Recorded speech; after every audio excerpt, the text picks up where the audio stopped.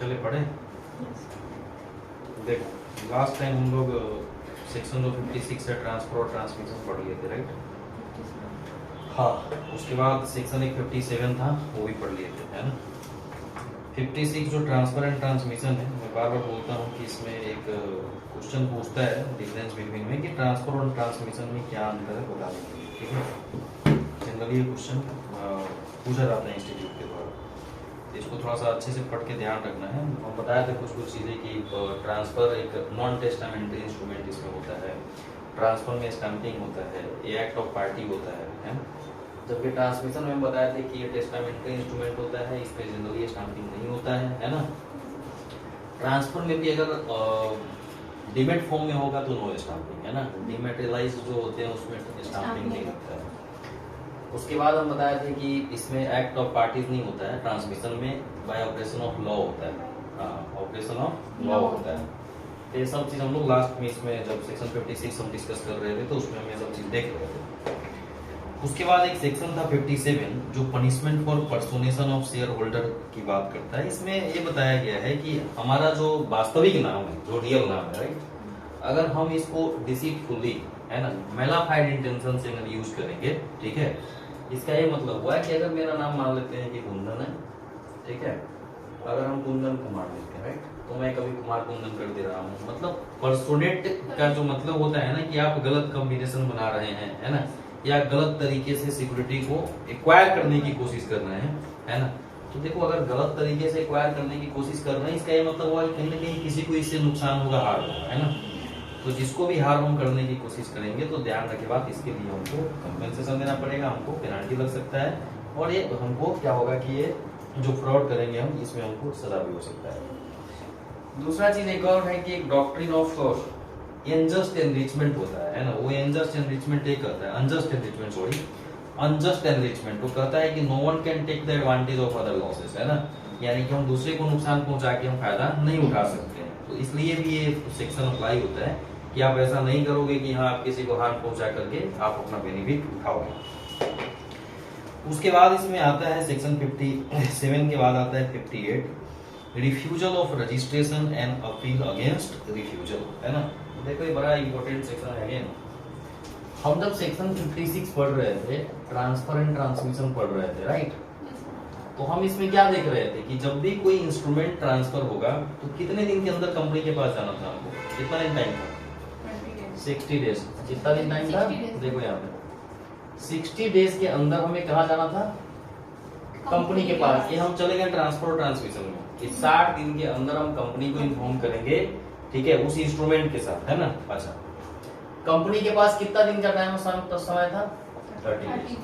ये था कि क्या करेगा, रजिस्टर कर लेगा, क्या करेगा, रजिस्टर कर लेगा। किसका नाम रजिस्टर कर लेगा, तो ट्रांसफरी का नाम। किसका नाम करेगा, ट्रांसफरी का नाम अपने जो मेंबरशिप रजिस्टर होता है उसमें रजिस्टर कर लेगा, है ना। तो अगर अकॉर्डिंग टू सेक्शन 56 ट्रांसफर और ट्रांसमिशन के केस में जो भी इंटीमेशन कंपनी को दिया जाएगा, अगर कंपनी अकॉर्डिंगली काम कर लेती है, यानी काम कर लेने का मतलब ये हुआ कि विद इन 30 डेज कंपनी ने रजिस्टर कर दिया, तब तो कोई दिक्कत ही नहीं है, कोई इशू नहीं है ना। लेकिन अगर न करेगी कंपनी तो उसी के लिए सेक्शन है 58, हमेशा ध्यान रखना। इसका अगर नॉन कंप्लायंस होगा, किसके द्वारा, कंपनी के द्वारा, अगर नॉन कंप्लायंस अगर है ना, यानी कि कंपनी अगर नहीं करती है काम, है ना, देन क्या रिमेडी है मेरे लिए, हम कहा जाएंगे, ठीक है। अब इसके लिए सेक्शन कौन सा आया, 58 आया, ये बताता है। तो अब हेडिंग पढ़ो, refusal of registration and appeal against refusal, है ना, refusal of registration and appeal against refusal, कि रजिस्टर करने से कंपनी रिफ्यूज कर रही है ना, हमको इसके लिए अपील करना पड़ेगा। और हम अपील करने के लिए कहाँ जाएंगे, कितने दिन के भीतर जाएंगे, ये सेक्शन 58 हमको बताएगा। अब देखना इसमें क्या करता है, इसने दो भागों में चीजों को बांट दिया है। क्या किया इन्होंने, सेक्शन 58 को मतलब दो भागों में कंपनी बांट दिया है। इन्होंने क्या कहा, ठीक है, कि अपील करने की बात करें, किसकी बात कर रहे हैं, अपील करने के लिए बोल रहे हैं, राइट। तो देखना अपील को इन्होंने क्या कहा, अपील के लिए इन्होंने कहा प्राइवेट कंपनी के लिए अलग कहानी बोला, और पब्लिक के लिए अलग होगा।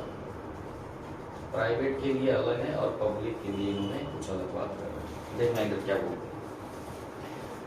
कहा कि अगर कंपनी रिफ्यूज कर दे रजिस्टर करने से, है ना, कि अगर कंपनी बोलती है कि हम नहीं करेंगे, अगर कंपनी प्राइवेट होगी तब हमको क्या करना है? समय कितना दिन था इस कंपनी को रजिस्टर करने के लिए? एज पर सेक्शन 56 कितना दिन था?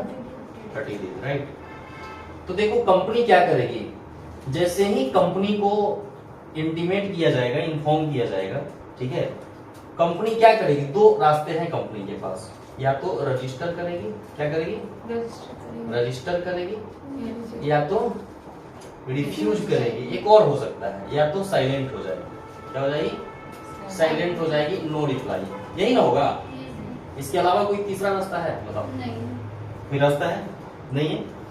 हम जब इंस्ट्रूमेंट जाएगा कंपनी के पास, तो या तो रजिस्टर कर लेगा, रजिस्टर कर लेगा तो कोई बात ही नहीं, कोई झंझट ही नहीं, या तो रिफ्यूज करेगा या कोई रिप्लाई नहीं देगा। यही हो सकता है। तो यही होगा तो हम क्या करेंगे? अब देखो, रजिस्टर कर ले तो हमको कुछ करना ही नहीं है, यहाँ पे रास्ता बंद हो गया। अगर रिफ्यूज करता है, सुनते रहना यहाँ से, क्या करेगा? रिफ्यूज करेगा। तो 30 दिन इसके पास टाइम था, ठीक है, तो हो सकता है कि 15 दिन के अंदर ही रिफ्यूज कर दिया। पॉसिबिलिटी चल गया, पॉसिबिलिटी है कि हम गए इंस्ट्रूमेंट लेकर के, कंपनी का रिप्लाई 15 दिन के भीतर आ गया, ठीक है। जो भी रहेगा, जब भी ऐसा रिजेक्शन होगा तो विद रीजन होता है, ऐसा नहीं कि विदाउट एनी रीजन आप रिजेक्ट कर सकते हैं। किसी कारण से अगर कंपनी ने रिफ्यूज किया है, ठीक है, तो रिफ्यूजल से विद इन 60 डेज, कितने दिन के भीतर बोला है इन्होंने? विद इन 60 डेज, है ना। गौर से सुनते रहना है। रिफ्यूजल से कितना दिन बोला? विद इन 60 नहीं, यहाँ 30, प्राइवेट कंपनी में पढ़ रहे हैं। रिफ्यूजल से कितना दिन बोला है? 30 डेज। 30 डेज कितना दिन के अंदर बोला? प्राइवेट कंपनी के केस में 30 डेज। बस यहाँ जाएंगे तो 60 हो जाएगा, है ना। तो रिफ्यूज जैसे ही करेंगे प्राइवेट कंपनी के केस में, तो हमारे पास 30 दिन टाइम है। रिफ्यूजल का इंफॉर्मेशन हमको मिला, within 30 days from the date of refusal we have need to file an appeal. कहाँ जाएंगे अपील फाइल करने? बिफोर NCLT, जो ऑनरेबल ट्रिब्यूनल है, हम उनके पास चले जाएंगे। अच्छा, अब है कि सर ना रजिस्टर किया ना रिफ्यूज किया, ठीक है। क्या किया? ना तो रजिस्टर किया ना रिफ्यूज किया, चुपचाप है कंपनी, कोई रिप्लाई ही नहीं आया, ठीक है। 30 दिन का समय था कि 30 दिन के अंदर इसको रजिस्टर कर लेना था, कोई नो रिप्लाई, है ना। तो जब रिप्लाई नहीं आया, ठीक है, तब क्या करेंगे, है ना। यहाँ पे कहता है ऐसे सिचुएशन में आपको कितने दिन के अंदर? With in 60 days. कितने दिन के अंदर? विद इन 60 डेज, है ना। जब कोई रिप्लाई नहीं आएगा तो हम कितना दिन तक वेट करेंगे? 30 डेज, क्योंकि 30 डेज लॉ में, कंपनी लॉ में समय कितना दिया गया कंपनी को? 30 डेज तो दे ही रहा है कि 30 दिन के अंदर तुम रजिस्टर करो। लेकिन अगर ये 30 दिन बीत जाने के बाद भी हमें कोई रिप्लाई नहीं मिलता है, उस केस में ये अधिकार है ट्रांसफरी को, है ना, जो क्या करेगा, उसके मतलब 30 दिन खत्म होने के बाद वो अगले 60 दिन के भीतर ट्रिब्यूनल के पास क्या करेगा? जा सकता है, ठीक है, ट्रिब्यूनल के पास चला जाएगा। अच्छा, हमारा ये कहना है कि मान लो कि ये 60 दिन में बीत गया, है ना, नहीं गया सामने वाला व्यक्ति ट्रिब्यूनल, क्या होगा? नहीं गया, क्या होगा? जो इंस्ट्रूमेंट था वो, एक चीज याद रखना, एक एक्ट है लिमिटेशन एक्ट। कौन सा एक्ट है? लिमिटेशन एक्ट, है ना। तो यहाँ पे ध्यान रखना है, जो पीरियड पढ़ रहे हो ना, दैट इज द लिमिटेशन, है ना, जो ये बताता है कि हमें इतने दिन के अंदर एक्शन ले लेना है। ये लिमिटेशन ही है, बार ऑफ लिमिटेशन है। Once the limitation expired there is no remedy granted by the honourable tribunal. एक बार अगर खत्म हुआ, कोई रेमेडी नहीं मिलेगा। लेकिन लिमिटेशन एक्ट में एक सेक्शन है 5, सेक्शन 5, जो बताता है सफिशिएंट कॉज, है ना, डॉक्ट्रिन ऑफ सफिशिएंट कॉज है, जो ये कहता है कि हो सकता है कि जिसको अपील करना था, देखो इधर समय खत्म हो गया, कोई रिप्लाई नहीं आया, 60 दिन के अंदर ट्रिब्यूनल में अपील करना था, लेकिन इस 60 दिन के इस पीरियड में ये सामने वाला व्यक्ति हॉस्पिटल में एडमिट था, ठीक, कैसे जाएगा अपील करने? या ये व्यक्ति जेल में था उस समय, ठीक है, तो कैसे जाएगा अपील करने? तो डॉक्ट्रिन ऑफ सफिशिएंट कॉज ये तमाम सारे लिमिटेशन पीरियड पे अप्लाई होता है, लेकिन सफिशिएंट कॉज को लिमिटेशन एक्ट में डिफाइन किया गया है ना, कि वो कब अप्लाई होगा। ऐसा नहीं है कि हम किसी भी ग्राउंड को मान लेंगे कि सफिशिएंट कॉज है, ऐसा नहीं। उसके लिए ग्राउंड दिया गया है कि किन किन चीजों को सफिशिएंट कॉज माना जाएगा। अगेन मैं रिपीट करता हूँ, सेक्शन 56 के अकॉर्डिंग हमने पढ़ा था कि ट्रांसफर एंड ट्रांसमिशन जब भी होगा, ठीक है, वो जो इंस्ट्रूमेंट है उस इंस्ट्रूमेंट को आइदर ट्रांसफरर और ट्रांसफरी या उनके एजेंट जो अथोराइज हो उन लोगों के द्वारा, ठीक है, उन्हें 60 दिन के भीतर कंपनी को दे देना है। कितने दिन के भीतर? विदिन 60 डेज कंपनी के पास उसको लेके जाना है। कंपनी के पास समय कितना है? 30 डेज। ये कहाँ लिखा हुआ है? सेक्शन 56 में लिखा हुआ था। सेक्शन 56 का आई थिंक सबसेक्शन जो 4 था, हाँ सबसेक्शन जो 4 है उसमें लिखा हुआ है कि with in a period of, है ना, 4 का क्लॉज सी, उसमें ये लिखा हुआ है कि जब ट्रांसफर एंड ट्रांसमिशन का इंस्ट्रूमेंट, ट्रांसफर एंड ट्रांसमिशन का इंस्ट्रूमेंट कंपनी को दिया जाएगा तो 30 दिन के अंदर उसको रजिस्टर करना है। हमने कहा कि जब ये कंपनी के पास कोई भी व्यक्ति लेके जाएगा, है ना, तो ये 3 सिचुएशन हो सकता है, या तो रजिस्टर कर लेगा, या तो रिफ्यूज करेगा, या तो कोई रिप्लाई नहीं देगा। रजिस्टर कर लेगा तब तो बात ही नहीं है, कोई दिक्कत ही नहीं है। रिफ्यूज करेगा तो बोला जिस दिन से रिफ्यूज करेगा उस रिफ्यूजल से 30 डेज के भीतर, कितने दिन के भीतर? विद इन 30 डेज हम अपील फाइल कर सकते हैं ट्रिब्यूनल के पास, राइट? ओके। अगर सर कोई रीजन रहा जिसकी वजह से रिफ्यूज हो रहा है तो ठीक है, अगर लगता है हमें कि कोई सफिशिएंट रीजन है, कुछ पेपर कंपनी के द्वारा मांगा जा रहा है जो मैंने नहीं दिया है, अगर मान लेते हैं तो फिर दे देंगे कंपनी को, कर देगी कंपनी, है ना। लेकिन अगर वो रीजन हमको अनजस्टिफिएबल लग रहा है ना, तो फिर हम अपील फाइल कर सकते हैं। हमारा कहना है कि अगर कंपनी और या अगर ट्रांसफरी के माध्यम से अगर इस चीज को रिजॉल्व किया जा सकता है तो फिर ट्रिब्यूनल जाने की क्या जरूरत है? हो सकता है कि कंपनी हमेशा गलत थोड़ी, ये बस एक राहत है, ये मतलब ये बताया कि अगर ऐसा कंपनी कुछ गलत करेगी then what are the remedy available, right? मतलब अगेन हम थोड़ा सा डीप अगर इसको समझने की कोशिश करें तो फिर थोड़ा सा अगर इसको समझोगे तो सेक्शन 56 जो है वो सब्सटेंशियल प्रोविजन है। कैसा प्रोविजन है? सब्सटेंशियल प्रोविजन है, जो ये बताता है कि क्या करना है, राइट? मतलब क्या क्या होगा, क्या ये है ना। और ये प्रोसीजरल पार्ट है। प्रोसीजरल पार्ट यानी कि इसमें प्रोसीडिंग बता दिया कि अगर उसका वायलेशन होगा, है ना, then what are the remedy available for me. समझ रहे हो? जैसे इंटेलेक्चुअल प्रॉपर्टी एक्ट पढ़ोगे, ट्रेडमार्क, कॉपीराइट, पेटेंट पढ़ोगे तो कहता है कि अगर ट्रेडमार्क का इंफ्रिंजमेंट होगा, उल्लंघन होगा, हमारा नाम अगर कोई दूसरा यूज करेगा, राइट, तो हम एक्शन ले सकते हैं, राइट। तो बताया कि इसमें ये है ना। और एक्शन जब लेते हैं तो प्रोसीजरल पार्ट हो जाता है जब हम ट्रिब्यूनल में जाते हैं, राइट। तो ये प्रोसीजरल पार्ट है, यानी कि सेक्शन 58 को हम सेपरेट करके नहीं पढ़ सकते हैं। इसको हम तभी समझ पाएंगे जब हम 56 को साथ में लेके पढ़ेंगे, क्योंकि वो उसी इंस्ट्रूमेंट की बात कर रहा है कि अगर वो इंस्ट्रूमेंट जो 56 में रजिस्टर करने की बात कही जा रही है, अगर नहीं करेगा कंपनी रजिस्टर, तो प्राइवेट कंपनी के केस में ये सिचुएशन है ना। और फिर पब्लिक केस कंपनी के केस में देखेंगे कि क्या बोलता है। ये आया, समझ में आया? ये क्लियर है? अच्छा, अब पब्लिक कंपनी के लिए क्या बोलते हैं? पब्लिक कंपनी के लिए भी सेम कहानी है कि जब हम इंस्ट्रूमेंट आइदर ट्रांसफर या ट्रांसमिशन का जब हम इंस्ट्रूमेंट लेके जाते हैं तो समय कितना दिन दिया इनको? 30 डेज, कि भैया 30 डेज के अंदर क्या करो, रजिस्टर करो। अगेन क्या होगा इस 30 दिन में? अगेन हमारे पास 3 चीजें हो सकती है। कितने रास्ते हैं? 3 रास्ते हैं। या तो ये रजिस्टर कर लेगा, यानी कि कंपनी के द्वारा रजिस्टर कर लिया गया तब तो कोई बात नहीं है ना। या क्या होगा? रिफ्यूज करेगा। और तीसरा नो रिप्लाई, है ना, या इसको हम साइलेंट बोल सकते हैं। कंपनी साइलेंट है, कोई रिप्लाई नहीं देती है। रजिस्टर अगर कर लेगी कंपनी तब तो कोई झगड़ा ही नहीं है, खत्म हो गया बात। अगर कंपनी रिफ्यूज करती है, अगेन ये रिफ्यूजल 5 दिन के अंदर हो सकता है, 10 दिन के अंदर हो सकता है, 30 डेज 30वें दिन भी हो सकता है ना, मतलब कुछ भी हो सकता है। तो कहा कि जिस दिन रिफ्यूज करेगी कंपनी, है ना, उससे कितने दिन के भीतर? With in 60 days. ध्यान रखना, विद इन 60 डेज, है ना, विद इन 60 डेज। अच्छा, यहाँ क्या कहता है? अगर साइलेंट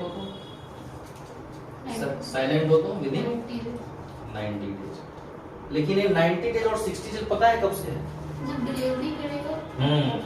ये ध्यान रखना बात। जब वो शेयर करेगा। एक चीज याद रखना, ये जो ये पीरियड और ये पीरियड है ना, ठीक है, अल्टीमेटली घूम के इसी पे हुआ जाएगा। हाँ, वो इसी पे आ जाएगा क्योंकि वो ठीक है। 30 डेज डिलीवरी हाँ, के टाइम का। अब सुना है कहता क्या है दोनों केस में? बोला कि 90 दिन कब से? देखो यहाँ कहता है कि जब रिफ्यूज करेगा उससे 60 दिन के भीतर। यहाँ बोलता है, गौर से सुनना, यहाँ कहता है कि जिस दिन से इंस्ट्रूमेंट इसको दिया गया उससे 90 दिन के भीतर। एक बात बताओ, 60 days क्या है 30 डेज को इसमें काउंट नहीं कर लिया कर है? लिया। समझ रही है ना? तो 30 और 60 90 है ना। और यहाँ देखना 30 डेज के अंदर रजिस्टर करना था, ठीक है। अगर वो रिफ्यूज कर दिया तो जिस दिन से रिफ्यूज करा तो 30 डेज के अंदर। कहता है कि अगर कोई रिप्लाई नहीं दिया, है ना, कोई रिप्लाई नहीं दिया तो देखना 30 डेज और प्लस 30 डेज 60 डेज। तो यहाँ पे जो वर्ड लिखता है ना, कहता है कि जिस दिन से कंपनी को इंस्ट्रूमेंट सबमिट किया गया था उस दिन से 60 दिन, न कि इस पीरियड के खत्म होने के बाद 60 दिन ना। इसको काउंट करता है ना। यानी अल्टीमेटली हम ये देखें तो समय 30 ही दिन दिया गया था और यहाँ पे समय 60 दिन दिया गया था, और दोनों केस में 30 को इसमें ऐड कर दिया। आ गया समझ, है ना। ये इसका प्रोविजन है। अगर कंपनी जैसे विद इन 30 डेज में उसको रिफ्यूज करना होता है तो रिफ्यूजल दे, अगर कंपनी डिलीट करती है तो कंपनी के ऊपर भी चार्ज होगा, लगेगा ना, डेफिनेटली लगेगा। हाँ, ठीक है, आएगा, इसमें होगा, लिखा हुआ होगा, पक्का होगा। ये आ गया समझ में। हाँ, देखो मेन प्रोविजन ही है, ठीक है। डेट का उसमें हाँ, ये है कि कितने दिन के अंदर बस यही कहानी है। बस ये डेट याद रखना है कि इसका सीन क्या है ना। अच्छा, बस ये याद रखना है, from the date of refusal. Private company के केस में 30 दिन, पब्लिक के केस में 60 दिन। और यहाँ पे जब नो रिप्लाई होगा, कोई कंपनी रिप्लाई नहीं करेगी, तो विद इन प्राइवेट के लिए within 60 days from the date of delivery of such instrument to the company. जिस दिन से हम दिए थे उस दिन से काउंट करेंगे 60 दिन, है ना, न कि इस 30 दिन के बाद काउंट करेंगे। और यहाँ पे हम क्या करेंगे, 90 दिन काउंट करेंगे जिस दिन से हमने इंस्ट्रूमेंट कंपनी को सबमिट किया था। चलो, ये था सेक्शन 58। और इसके बाद इसमें और क्या क्या बात इन्होंने कहा है, ठीक है। देखो लिखा है subsection 4, if a public company without sufficient cause refuse, है ना, यानी on the ground of sufficient cause ये रिफ्यूज कर सकता है ना। हाँ। कर सकता है, स्वाभाविक है, ठीक है। इसका वो है, ठीक है। नेक्स्ट देखो क्या करता है, the tribunal while dealing with an appeal made under subsection 3 और सबसेक्शन 4 में after hearing the parties either dismiss the appeal. अब देखो क्या होता है, आइदर डिसमिस द अपील और by order direct that the transfer और transmission shall be registered by the company and the company shall comply with the order within a period of 10 days of the receipt of the order, or direct the rectification of the register and also direct the company to pay damages if any sustained by any party aggrieved। ठीक है। अब देखो यहाँ पे कह रहा है क्या, इन्होंने कहा क्या। अब हम लोग इसको मिटाते हैं और देखते हैं कि हमारा सबसेक्शन जो 5 है क्या करता है। अब लाजमी है कि जब हम एनसीएलटी में जब हम अपील करेंगे तो एनसीएलटी में जाने के बाद होता क्या है उसको देखना है।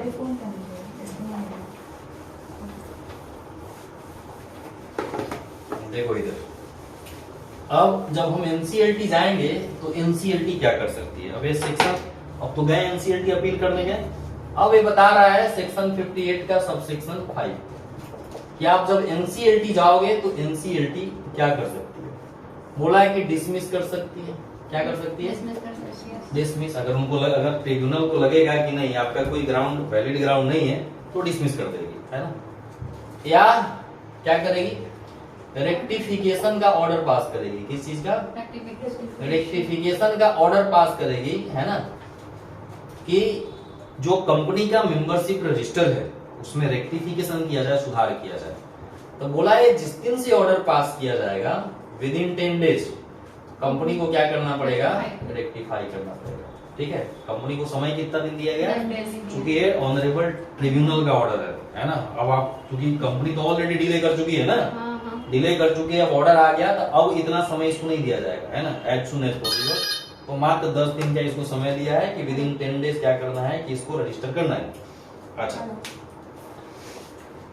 उसके बाद एक और चीज इसमें क्या कहा इन्होंने, देखना कि इस ऑर्डर के साथ क्या बोला इन्होंने कि अगर किसी पार्टी को, सुनना अच्छे से, क्योंकि कंपनी को रजिस्टर करना था, मेंबर का नाम रजिस्टर में लिखना था, नहीं किया कंपनी ने, तो कहा कि कंपनी के इस नेग्लिजेंसी से अगर किसी भी व्यक्ति को कोई डैमेज हुआ है तो एनसीएलटी अपने ऑर्डर में उस डैमेज को भुगतान करने के लिए, कंपेंसेट करने के लिए भी ऑर्डर में लिख सकती है। ठीक है। फिर क्या करना पड़ेगा, जो कंपनी होगी उसको डैमेज का भुगतान करना पड़ेगा। जैसे मान लो कि हमें कहीं से शेयर मिला था, हम कंपनी के पास एप्लीकेशन दिए रजिस्टर करने के लिए, कंपनी ने नहीं लिया, है ना।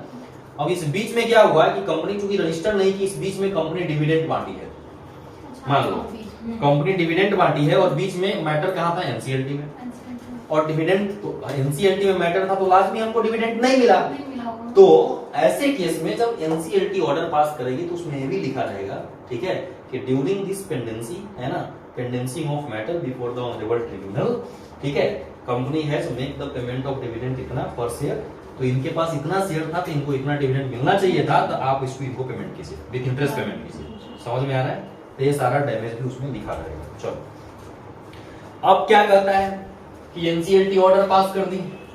अब छठा नंबर है कि एनसीएलटी ऑर्डर तो पास कर दी, और अगर इस ऑर्डर का कॉन्ट्रावेंशन हुआ, यानी कि कंपनी या कोई भी पर्सन अगर इसका कॉन्ट्रावेंशन किया, तब क्या हो? कहता है कि person contravenes the order of the tribunal under this section, he shall be punishable with imprisonment for a term which shall not be less than 1 year, but which may extend to 3 years, and with fine which shall not be less than 1 lakh, but which may be extend to 5 lakh rupees। बोला कि अगर इस NCLT के order को नहीं माना जाएगा, जो भी व्यक्ति इसका कॉन्ट्रावेंशन करेगा, तो मिनिमम 1 साल से लेकर के 3 साल तक का सजा हो सकता है, और 1 लाख से लेके 5 लाख तक का जुर्माना उसको किया जा सकता है। तो ये कंप्लीट था सेक्शन 58, जो बात करता था कि रिफ्यूजल ऑफ रजिस्ट्रेशन। तो कौन रिफ्यूज करेगा सर? तो कंपनी 56 वाले मैटर में, है ना। उस केस में जो भी एग्रीव्ड पार्टी होगा उसके लिए क्या रिमेडी होगा, ये सेक्शन 58 में उन्होंने बताया। चलो अब सेक्शन 59 है rectification of register of members, है ना, rectification of register of members. अब सुनना ये क्या कहता है सेक्शन 59।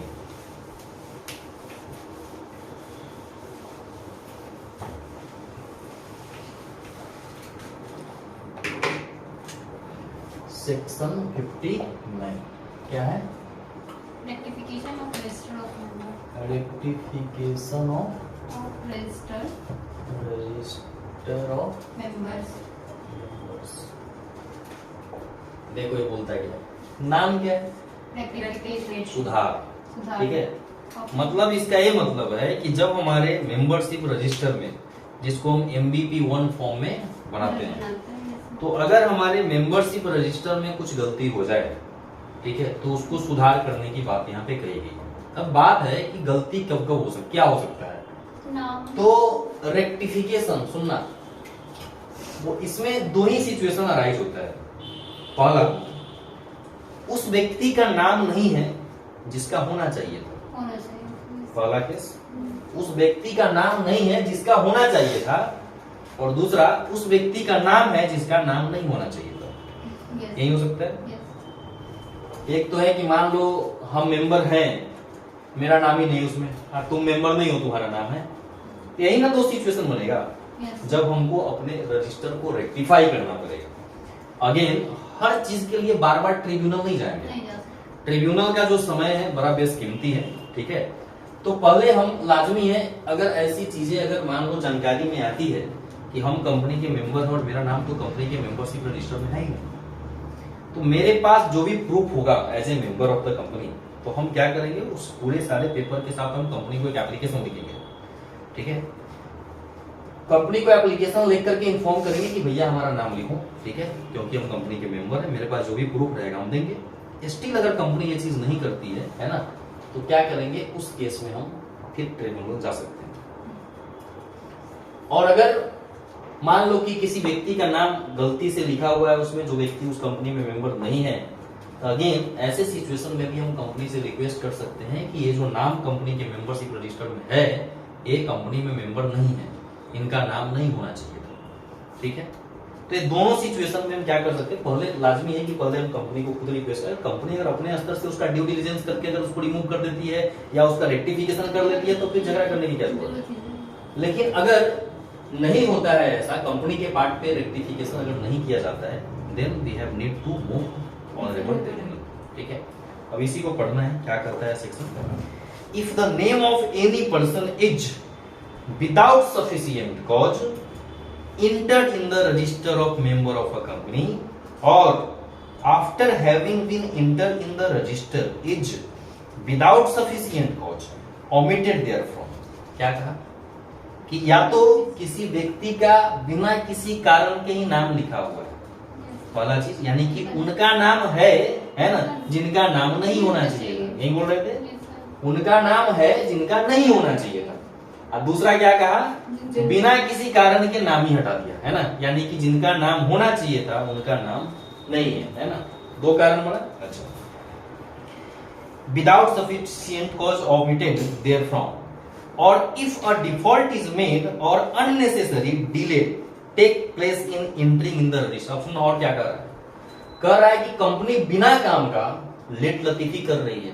सेक्शन 56 कर रहा था कि कंपनी को जैसे ही इंस्ट्रूमेंट मिला आइदर ट्रांसफर और transmission, within 30 days company is obliged to register the name of the transfer. लेकिन यहाँ पे क्या कर रहा है कि अगर वो अननेसेसरी डिले करे, अगेन ये सेक्शन भी अप्लाई होगा, क्योंकि आप गलती कर, क्यों, क्योंकि अगर 30 दिन खत्म हो गया तो मेरा नाम अगर एज ए मेंबर उसमें होना चाहिए था, तो आप तो नहीं लिखे मेरा नाम, तो ये भी सेक्शन अप्लाई वहां पे होने लगेगा 30 दिन के बाद। ठीक है, नेक्स्ट कहता है कि द पर्सन एग्रीव्ड, अब क्या होगा, तो जो पर्सन एग्रीव्ड है, यानी कि जिनके हितों की सुरक्षा नहीं हुई है, जिनके हितों का मतलब अहित हुआ है, पर्सन एग्रीव्ड और any member of the company, any member, और क्या बोल दिया कि इसमें जो जिसके राइट का हनन हुआ है, यानी कि मेरा नाम होना चाहिए था, मेरा नाम नहीं था, हम तो जा ही सकते हैं, मेरे अलावा भी कोई कंपनी का मेंबर भी मेरे भी हाथ में जा सकता है। एनी मेंबर, कहता है any member of the company और the company may appeal in such form as may be prescribe to the tribunal और to a competent court outside India specified by the central government by notification in respect of foreign members और debenture holders residing outside India for rectification of the register. जब अपन membership register की बात करेंगे तो इसमें देखेंगे कि अगर कंपनी है ना, अगर कंपनी मान लो आउटसाइड इंडिया, जीडीआर, एडीआर नाम सुनते हैं ना, ग्लोबल डिपॉजिटरी रिसीट है ना, अमेरिकन डिपॉजिटरी, तो अगर आउटसाइड इंडिया अगर कंपनी ने इंस्ट्रूमेंट इशू किए हैं, तो अब आउटसाइड इंडिया के मेंबर के लिए अब इंडिया में लिटिगेशन करेंगे, इंडिया में सुनेंगे कोर्ट में, तो कितना टाइम लगेगा। और बाहर के जो मेंबर है, मान लो अमेरिका के जो आदमी भारतीय कंपनी में पैसा लगा रहे हैं, तो वो कोर्ट में अपीयर होने के लिए वो इंडिया आएंगे, तो उन लोगों के लिए क्या कर दिया जाता है, वहीं पे किसी पार्टिकुलर कोर्ट को ऑथराइज कर दिया जाता है ना, अकॉर्डिंग टू एडीआर जीडीआर जो रेगुलेशंस होते हैं, तो उनके डिस्प्यूट को रिजॉल्व करने के लिए वहीं पे किसी कोर्ट को ऑथराइज कर दिया जाता है, तो उनके मैटर को वहीं रिजॉल्व किया जाता है। ठीक है, वहां पे कस्टोडियन वगैरह होते हैं। ठीक है, जो भी नॉर्म्स होगा जो फॉलो किया जाता है इशू के समय में, उसके अकॉर्डिंग उनका ग्रीवांसेस वहां पे किया जाएगा। ठीक है, अब सुनना क्या कर रहा है, इंडिया में होगा तो ट्रिब्यूनल है यहाँ पे। ठीक है, जिस जुरिडिक्शन में फॉल करेगा वहां पे फाइल कीजिए सूट, और अगर बोला फॉरेन मेंबर है तो जिस रेस्पेक्टिव में है जहां पे ऑथराइज किया गया है वहां पे आप वहां पे सूट फाइल करेंगे, आपको वहां पे रेमेडी मिलेगा।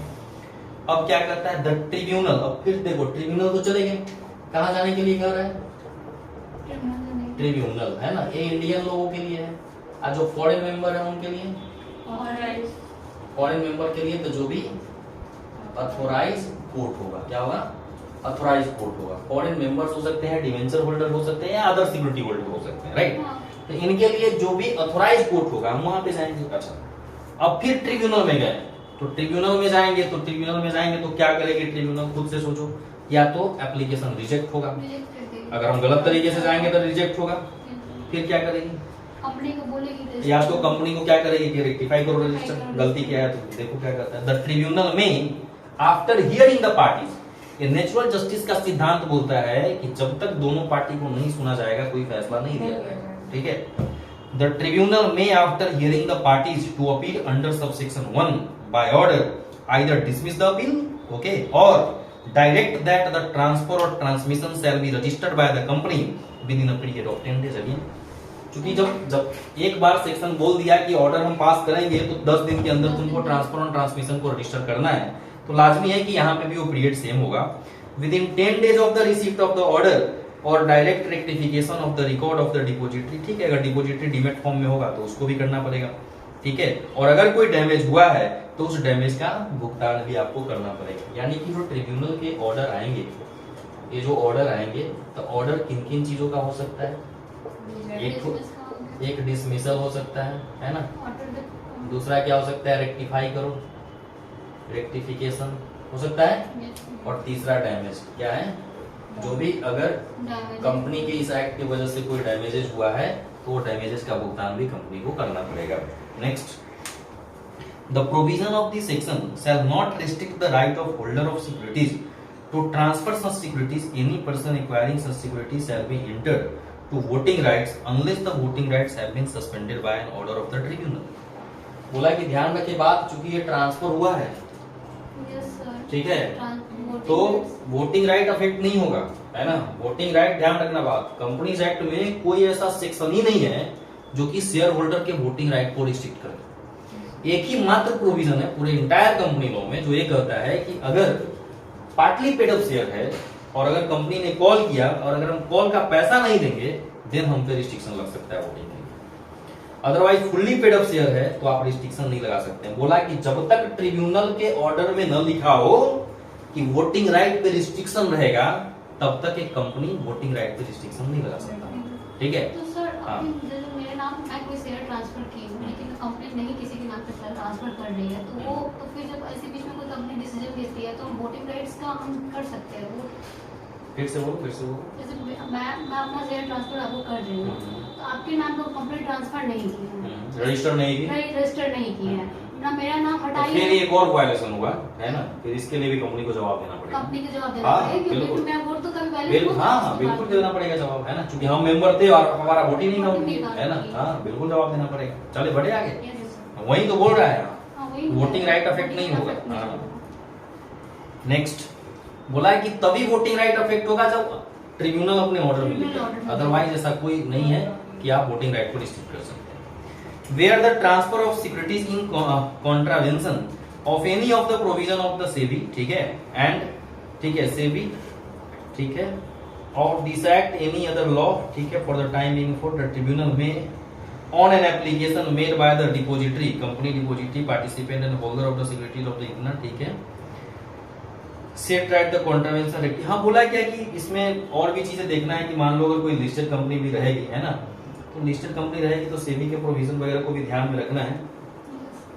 Transfer of the securities is in contravention of, हाँ मतलब अगर लिस्टेड कंपनी होगा तो स्वाभाविक है सेबी का भी कंप्लायंस लग जाएगा। सेक्शन 24 में कंपनी लॉ में लिखा हुआ है पावर ऑफ सेबी, तो जहां जहां सेबी का रोल आएगा सेबी अपना रोल निभाएगा। तो हमको ये भी ध्यान रखना है कि जब भी ट्रांसफर एंड ट्रांसमिशन होगा तो अगर कंपनी लिस्टेड है तो सेबी के नॉर्म्स क्या बोलते हैं, अगर उसका भी कॉन्ट्रावेंशन होगा ट्रिब्यूनल अपने ऑर्डर में उसके कॉन्ट्रावेंशन के लिए भी आपको सजा सुनाएगा, ठीक है, और उसके लिए भी डायरेक्शन देगा, अपने ऑर्डर में वो लिख के रखेगा। नेक्स्ट, तो इस तरह से सेक्शन खत्म हो गया। 5 जो सेक्शन था इसका सब सेक्शन वो ओमिटेड हो चुका है। ये सेक्शन 59 है, आया समझ में? Yes sir. अगेन अगर इसके कंक्लूजन पे पहुंचे तो बड़ा सिंपल सेक्शन है कि रेक्टिफिकेशन तब होगा जब वैसे मेंबर का नाम है जिनका नाम नहीं होना चाहिए था और वैसे आदमी का नाम नहीं है, मेंबर का नाम नहीं है जिसका नाम होना चाहिए। 2 केसेस है ना। ऐसे केस में क्या बोला इन्होंने कि आप ट्रिब्यूनल जाइए, ठीक है, और ट्रिब्यूनल जाकर के आप अपील कीजिए। ट्रिब्यूनल 3 तरीके से ऑर्डर पास करता है, या तो पिटीशन को डिसमिस कर देगी, या तो रेक्टिफाई करने का ऑर्डर होगा, और इसके साथ अगर रेक्टिफिकेशन का ऑर्डर आता है तो इसके साथ जो डैमेज हुआ है पार्टी का वो डैमेज भी क्लेम, मतलब डैमेज भी दिया जाएगा, उसका भी भुगतान किया जाएगा। उसके बाद इन्होंने एक बात बताया कि ध्यान रखे बात, कहीं भी इस पूरे प्रकरण में यानी कि ट्रांसफर एंड ट्रांसमिशन में वोटिंग राइट अफेक्ट नहीं होगा, है ना, वोटिंग राइट अफेक्ट नहीं होना चाहिए, वोटिंग राइट मिलेगा। उसके बाद बोला कि सेबी का जहां पे रोल आएगा, अगर सेबी का ट्रांसफर एंड ट्रांसमिशन से अगर कुछ रेगुलेशंस है तो उसको भी फॉलो करना जरूरी है। अगर उसका वायलेशन होगा तो ट्रिब्यूनल उन चीजों को भी ध्यान में रखते हुए ऑर्डर पास करेगी, ठीक है। चले आगे बढ़े। नेक्स्ट है section 60 publication of authorised subscribed and paid up capital, ठीक है। देखो ये बड़ा सिंपल है कि हम पढ़े थे सेक्शन उधर मेमोरेंडम में, जब ऑल्टरेशन पढ़ेंगे अपन section 13 alteration of memorandum, right, तो उसमें मेमोरेंडम में एक क्लॉज आता है कैपिटल क्लॉज, ठीक है, ठीक है, कैपिटल क्लॉज 5वां क्लॉज जो होता है वो कैपिटल क्लॉज होता है, उसके बाद सबसेक्शन पेज रहता है। तो कैपिटल कैसे, वहां पे मेमोरेंडम में कैपिटल का मतलब ऑथराइज कैपिटल है। कौन सा कैपिटल है? ऑथराइज कैपिटल है। तो वहां पे है कि how we can alter the authorise capital. तो सेक्शन 13 के साथ जब हम लोग सेक्शन 61 पढ़ते हैं, अब इसके जस्ट बाद वही 60 देन 61, है ना, 61 पढ़ते हैं तो ये बताता है, यानी कि section 13 read with section 60 and 61, इस तीनों को एक साथ पढ़ेंगे तो पता चलेगा कि how we can alter the share capital of the company, right. तो और अथोराइज कैपिटल में क्या कहा है कि अथोराइज कैपिटल केवल बढ़ाया जा सकता है, कभी भी घटाया नहीं जा सकता है, घटता नहीं authorise capital. Paid up capital बढ़ाया भी जाता है सब्जेक्ट टू सर्टेन कंडीशन, घटाया भी जा सकता है ना, बट अथोराइज कैपिटल कभी भी घटाया नहीं जा सकता है, पॉसिबिलिटी ही नहीं है, प्रोविजन ही नहीं है। तो इसमें publication of authorise subscribe and paid up capital, इसमें इन्होंने ये कहा है कि मान लो आज किसी कंपनी का अथोराइज कैपिटल 5 लाख है, ठीक है, इशूड भी 5 लाख है, पेड अप भी 5 लाख है, लेकिन अगर कंपनी इसमें ऑल्ट्रेशन करती है, मान लेते हैं बढ़ाती है, 5 से 10 लाख कर दिया, तो इसमें इन्होंने ये कहा है कि अब जो भी बिजनेस लेटर, यानी कि मान लो बिजनेस लेटर है या बिल हेड है या कोई भी कंपनी की तरफ से अगर कोई ऐसा पेपर जा रहा है जिसमें authorise capital, subscribe capital, paid up capital लिखा हुआ है, तो ध्यान रखिए बात, आपको ऑल्ट्रेशन के अकॉर्डिंग इसे भी ऑल्टर कर लेना पड़ेगा, क्योंकि अब हम ऑल्टर कर चुके हैं। समझ आ रहा है? एक सेक्शन है, मैं भूल रहा हूँ अभी सेक्शन, जो पीछे बोलता है, पीछे ही है वो सेक्शन, चैप्टर उधर है, पीछे है, जो ये बोलता है कि जब जब मेमोरेंडम और आर्टिकल ऑल्टर करेंगे उसका इम्पैक्ट हमको सारे डॉक्यूमेंट में, सारे पेपर में देना होता है, राइट। तो सेम कहानी है कि जब हम ऑल्टर कर सेक्शन, वो effect of registration of company है, सेक्शन 9 है ना, एक मिनट देखिए लेते हैं, सेक्शन 9 देखिए, इफेक्ट ऑफ मेमोरेंडम और आर्टिकल होगा,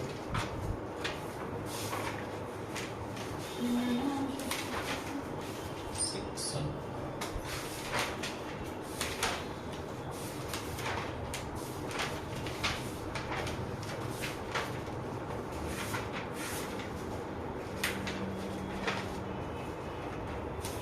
हाँ, सेक्शन 10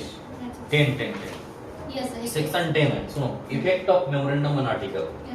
अब देखना है कि कैपिटल जो है, कैपिटल यानी कि authorise capital part of the memorandum, तो जब हम उसमें ऑल्ट्रेशन करेंगे तो फर्दर हम जहां जहां भी पेपर वगैरह पे मतलब वो करेंगे ना, पब्लिकेशन मेरा सब जगह पे और जो है बाद वाला जो सब्सिक्वेंट है, मतलब एज ऑन द डेट जो मेरी सिचुएशन है वो होना चाहिए। कहता है कि वेयर एनी नोटिस, एडवर्टीजमेंट और अदर ऑफिशियल पब्लिकेशन और any business letter, bill head और letter paper of company contain a statement of amount of the authorised capital और of the company, such notice, advertisement और other official publication. For example एक company है जिसका ये office है, तो बोला कि अगर गेट पे, कंपनी के गेट पे मान लो कि मास्टर डेटा जैसा कंपनी का जो मास्टर डेटा हो वैसा लगा हुआ है, तो मास्टर डेटा में अथोराइज्ड कैपिटल रहता है, पेड अप कैपिटल लिखा रहता है। तो बोला कि ऐसा अगर कुछ भी अगर कंपनी ऐसा यूज कर रही है जिसके माध्यम से अपने अथोराइज, इशूड, सब्सक्राइब को पब्लिश कर रही है कहीं भी, है ना, या किसी लेटर हेड में, बिल हेड में, बहुत बार होता है कि कंपनी हर महीने अपना रिपोर्ट इशू करती है, तो उसमें भी ये सब चीज लिखती है, फाइनेंशियल डेटा तो पक्का लिखती है ना, ताकि इन्वेस्टर को बताए कि हमारा फाइनेंशियल सिस्टम कैसा है। तो बोला है कि उन सब चीजों में ये अपडेट होना चाहिए, है ना, जब भी आप ऑल्टर करोगे तो पब्लिकेशन जो है आपका अपडेट रहना चाहिए। आ गया है समझ में? इफ एनी डिफॉल्ट, अगर डिफॉल्ट करेंगे तो फिर जुर्माना लगेगा आपके ऊपर, ठीक है। हाँ, अब इसके बाद है सेक्शन 61, रहने देते हैं 61, अच्छा सेक्शन है, इसको एक बार फिर से अच्छे से पढ़ेंगे कि कैसे कैसे ऑल्ट्रेशन होता है कैपिटल का, है ना। तो अपन पढ़े अभी 58, 59 और 60, आ गया समझ? चलो